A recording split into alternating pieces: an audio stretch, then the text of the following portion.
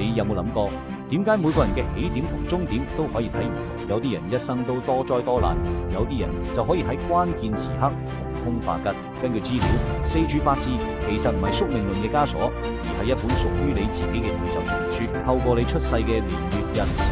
其實已經隱藏咗你嘅性格、財運、健康同人生起伏嘅規律。呢種傳承嘅幾千年嘅智慧，本質上就係探討人同宇宙永恆能量金、木、水、火、土之間嘅連結關係。要真正深入醫學學問，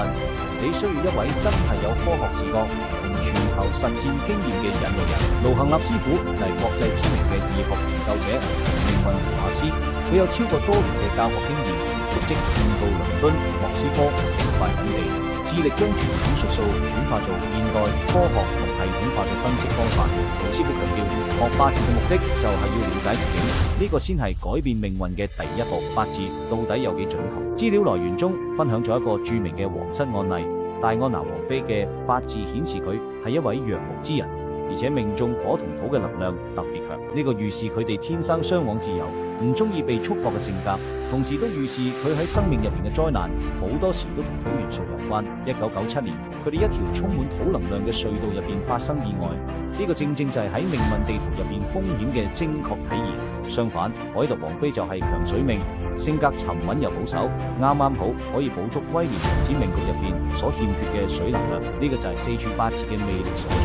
佢可以透過邏輯分析，令你洞察人際之間嘅契合度、事業方向，甚至健康方面嘅預防措施。盧師傅嘅課程設計由淺入深，就算你嘅基礎都可以輕鬆上手。課程分為3個階段：初級班打好五行基礎，學習正確排盤同埋10成嘅核心概念；中級班深入解釋地支之間嘅關係、星煞系統，仲有性格同人際關係嘅精準分析；高級班專攻事業財運、婚姻感情同健康疾病預防，並且結合面相學同易經占卜。成個系列嘅目標就係將理論轉化做解決現實問題嘅實驗策略，實現由知名到運命嘅飛躍。學八字其實唔淨止係為咗預測，仲係為咗規劃一個更加有意義嘅人生。無論你係想提升決策能力嘅企業主，定係渴望改善生活質素嘅愛好者，呢個課程都會俾你最紮實嘅功夫訓練。